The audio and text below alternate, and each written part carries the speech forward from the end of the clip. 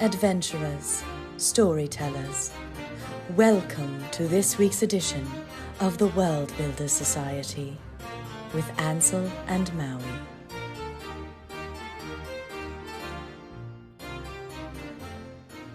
Theme song here. What a great theme song that was. We definitely just listened to. Life-changing, truly. Oh, man. Thanks that's to sweet. to insert name here who came up with our theme song. That sweet insert instrument here. Oh, I You just can can't vape get if you enough want. of it.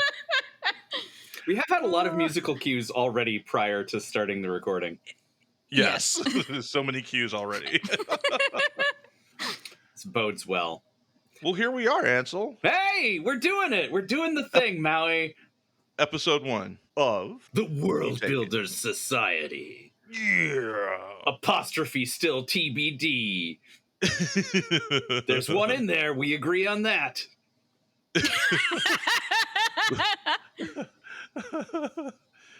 Yes, the Worldbuilders Society or the Worldbuilders Society? I think it's the Worldbuilders Society. There is The World more than one Builders world Society, builder. Yes. The question is does it belong to the world builder as a unit, or does it belong to world builders? Which right? Is it world builder apostrophe S? Or S apostrophe or S apostrophe? Yeah. Who knows? If it is a society of world builders and the society belongs to that group, the apostrophe should go after the S. This is my opinion as well. This is going to be like a whole GIF situation. Yeah, I'm not here that's for. fine. We'll get the pedants in on it. So, tell us what we're doing here, Ansel. What's the plan? Oh, Maui, I thought you knew. Oh, wait, just for the people listening at home. Yes. We are here to build a world and then play a game in it. I have been getting so very excited about this and telling all of my friends. And the thing that has come to me in the last few days as we talked more and more about it is the beauty of being able to see how different storytellers approach their world building, as well as, and this hadn't occurred to me before, just today, the purposes that they come at it for. So, like, I think as we play more games with DMs who are looking more at campaign play as opposed to DMs who do more one-shot play, as opposed to storytellers or writers who are thinking more about short stories, obviously we're all coming at this from a gaming lens, but, whatever your media of choice or your media of default is probably going to inform the way that you approach this. And I think this is going to be an especially interesting podcast for that. So for those of you who are out there thinking about becoming a DM, thinking about becoming a writer, thinking about picking up the pen, and for whatever reason, I think this will be a really wonderful opportunity to listen to how a group of people, or a bunch of different groups of people, handle their world building and the questions that they ask and the things that they do. That got I'm way excited too to heady, see... didn't it? No, not at all. I'm really excited to see how people break story, right? And how we do that collaboratively. Like, how can you and I, as the world builders, help our guest DMs build their worlds? Like, that's something I'm really excited for, because I don't want people to necessarily capitulate to my process. I just want to like enhance their process. Exactly.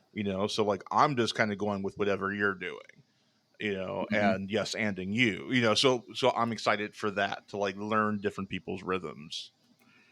And to that end, we have our first incredible guest with us today. Today, we are joined by the incomparable, the flexible, the down for anything, JellyGato. Yeah. Hello. Oh, Jelly, I'm so excited to have you on board. You make such big choices, and I think that's going to be a really good place to start this adventure. Yeah. Absolutely. Jelly always swings for the fences, in my experience. It's true, and I've never heard it phrased that way before, but I love that, and I'm going to steal that from you. Thank you. Put that on your business cards. No, I will. No, I'm so excited to be here, too. I've been looking forward to this for a long time. So as this is a podcast, we have to have an interview portion. That's right. It's contractual. We have to. It is contractual. However, we are also TTRPG nerds, so we had to gamify it a little bit. So this is going to be our first portion of the podcast, the RIG, short for our random interview generator. Ooh. Fun. Insert stinger here. Everything's better with dice, I think is the thesis. It's true. So what we need you to do, Jelly, is you're going to roll us 3d6 so we know what 3 questions we're going to ask you. Then I probably have some follow-up die rolls for you to do depending on those. Mm-hmm. All right, I've got 3d6 here. All right. Ooh, nice clicky clack. Clicky clack. Clicky clacks, yeah. While Jelly is doing that, All right. Maui, I don't think we decided what to do if there are doubles. Do we just ask that question twice? Since I think there's going to be randomization in the middle? Right, because it's random. I think we just have them roll the d20 to see what how it dials in. I think that is correct. Yeah. Yes. Okay. All right. Because I do have some doubles. Ooh. So, solving this problem immediately. So what's Already. our first d6?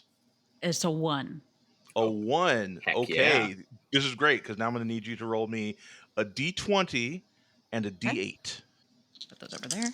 I missed one of the things you put on this list, Maui, and I'm very happy about it. Would you like the D20 or the D8 first? The d20 first, please. Mm-hmm. All right, that is a 3. Okay. And then the d8? Also a 3. I don't know why I asked the order, but... Oh, okay. Okay.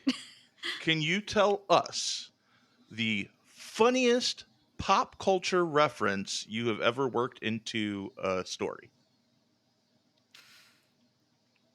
Yes. Okay.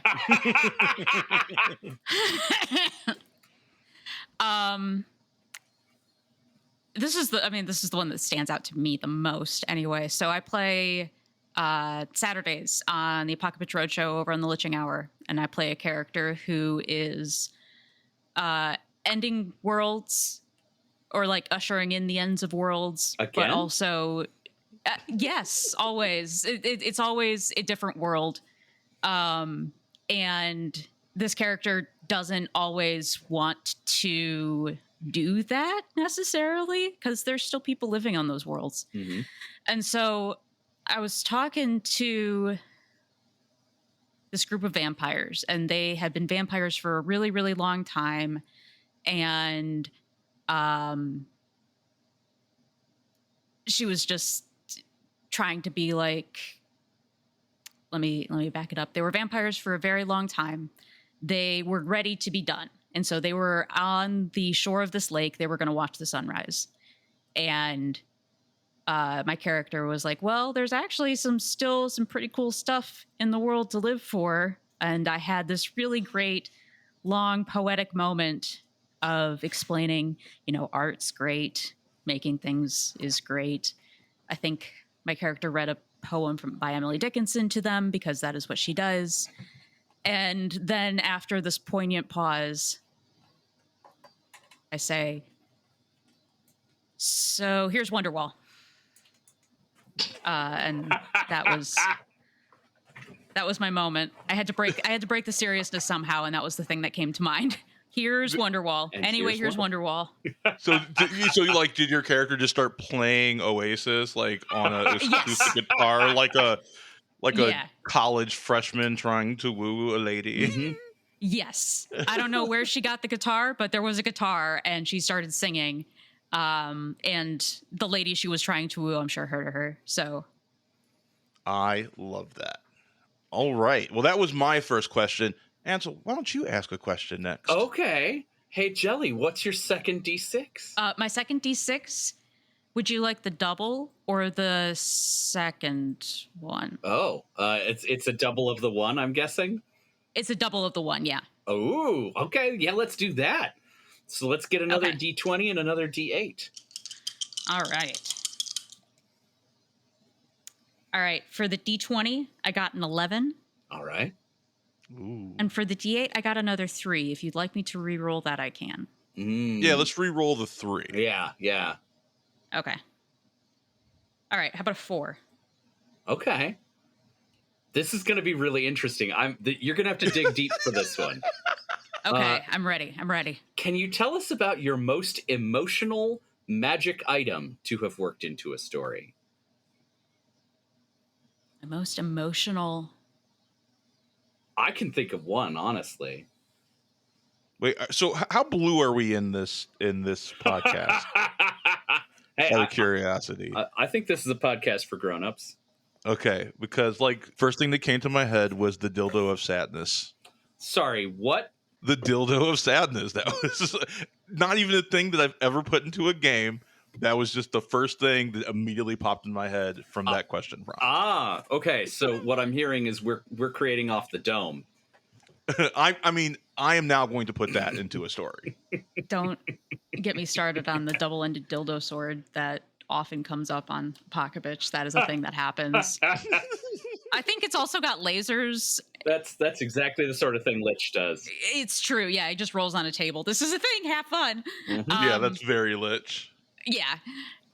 It's so that is actually not my answer. I am torn. So is this an item that I have made up, or is this an item that I have encountered? I would say whichever one you are most driven to tell us about. Yeah, go with your heart. It could also be an item that was not interesting that you invested with importance. I think about all the stuff you did with Maeve and the various magic items that we had in our rapscallion days back when we were pirates together. That's fair. I think it so those are very close seconds, but the magical item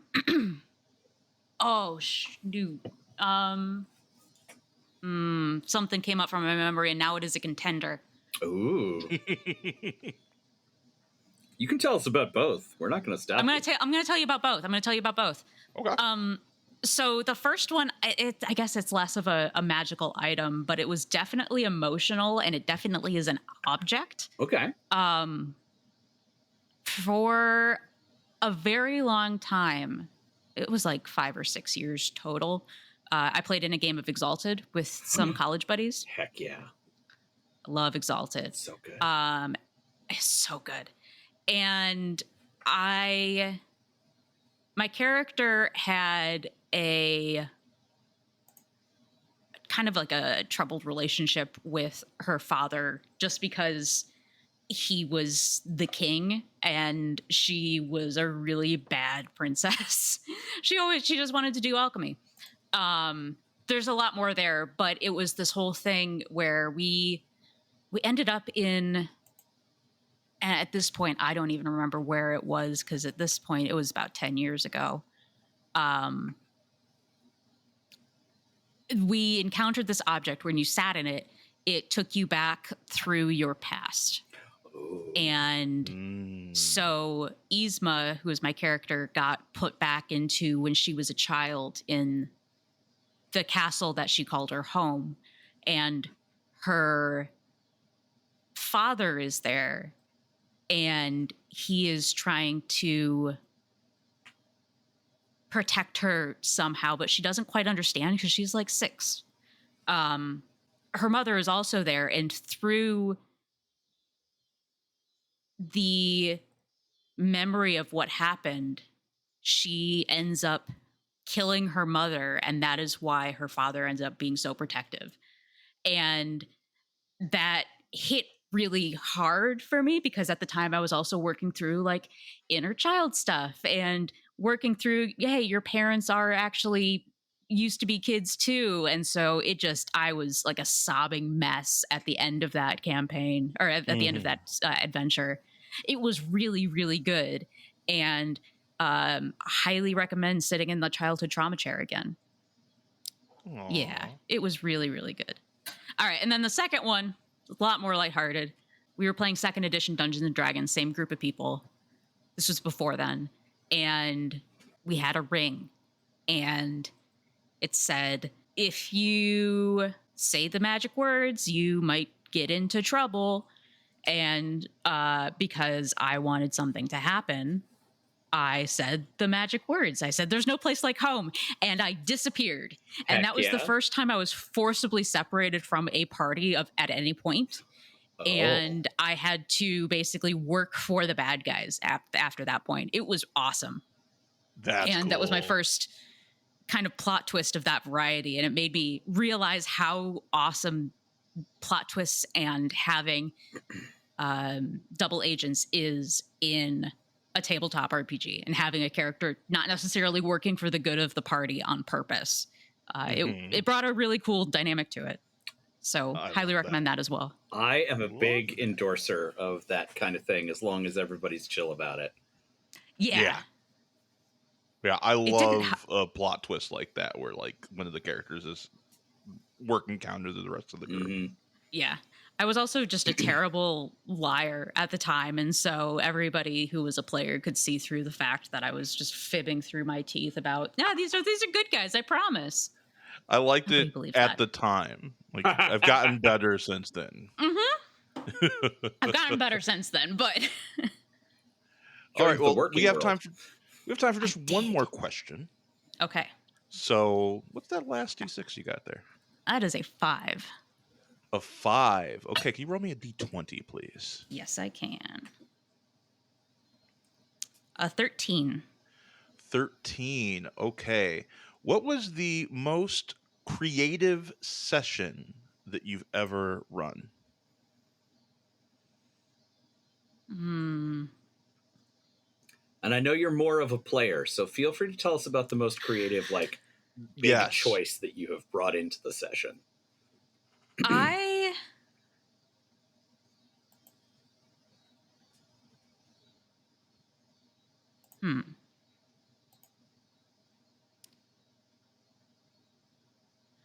think I have answers for both. So I think the most creative thing that I have ever done as a player would be just to try and do the most ridiculous thing possible in a given situation, aka Tokyo drifting a multi-mast big ship through a canal because I can.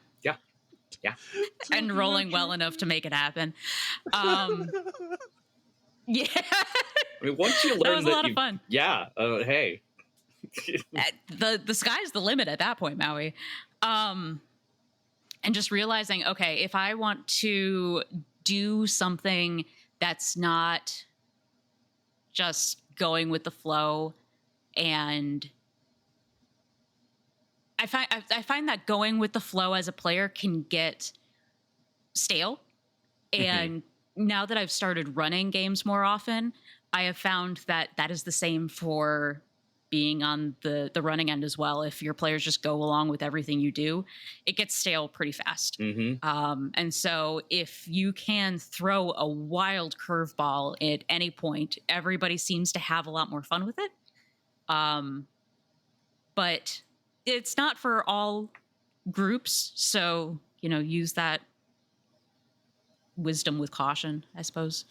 Yeah. Read your room. I am a big fan of the wild card player, and I think that's exactly what we're talking about here. Having somebody who's willing to pull the lever, or drink the poison, or go into that room that's full of orcs because they want to, even though it's a bad idea.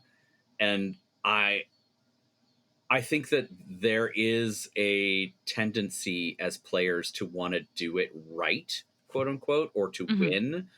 And when you let go of that and you let yourself make the big wild card choice of, this is the thing that I'm doing. I know it's a bad idea, but doesn't that sound cool? Or I really want the idol. I don't care that it's spring loaded. Thank you. I love that you articulated that. That's fantastic. Yeah. Thank you. It's one of the things that I really try and help my players with when I have newer players at a table, is to get them used to there aren't necessarily optimal decisions. You know, when you have like a group of people and they are taking like forever to decide which door to go through because they're afraid one of the doors is going to have a trap. And so like, I'm investigating the door. I'm doing this. We're doing like 8 things before we decide which door to open. I'm like, just open the door.